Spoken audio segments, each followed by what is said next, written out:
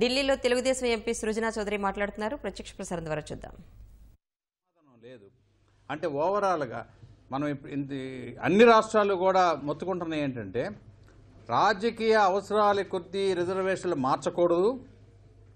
న్యాయంగా ప్రతి రాష్ట్రంలో అక్కడ ఉన్న గ్రౌండ్ లెవెల్లో ఉండే సమస్యలను బట్టి ఒక్కొక్క రాష్ట్రంలో ఉండే క్యాస్ట్ జనాభా ప్రాతిపదిక మీద చేయాలి. అది రాష్ట్ర ప్రభుత్వానికి ఇస్తూ అమెండ్మెంట్ చేయాలి అని ఎప్పటి నుంచో మొత్తుకుంటామంటే ఒకానొక టైంలో తమిళనాడు వాళ్ళకి ఇక్కడ పొలిటికల్ పవర్ ఉండటం వలన వాళ్ళు అమెండ్మెంట్ చేయించుకొని వాళ్ళు ఆల్రెడీ 62%కి వెళ్ళారు.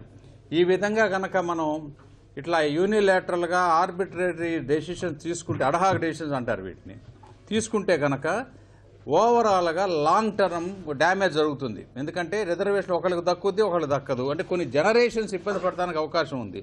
ఈబీసీ మీద ఈరోజు వాళ్ళు పాస్ చేసింది అంటే డీటెయిల్స్ స్టడీ చేస్తే కానీ చెప్పలేము. మేము దానికి వ్యతిరేకమని అంటలేదు, కానీ అది చేసేటప్పుడు ఓవరాల్గా స్టడీ చేయవలసిన అవసరం ఉంది. ఆ స్టడీ చేయకుండా లాస్ట్ మినిట్లో 16వ లోక్సభ ఆల్మోస్ట్ ఎండ్కి వచ్చేసింది.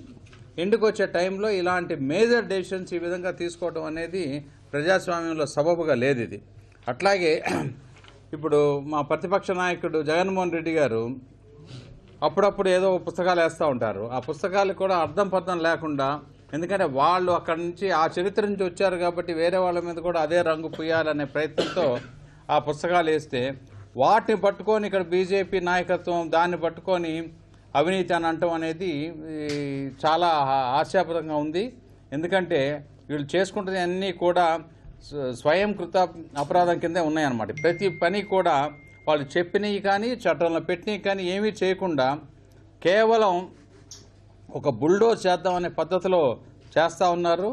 ఇదే పద్ధతిలో ఇంతకుముందు యూపీఏ ప్రభుత్వంలో కూడా కొన్ని ఆంధ్రప్రదేశ్ పర్టికులర్గా రాష్ట్ర విభజన జరిగిన విధి విధానాన్ని చూసిన బట్టి దేశం మొత్తంలో అప్పుడు ఏం జరిగిందో అందరికీ తెలుసు.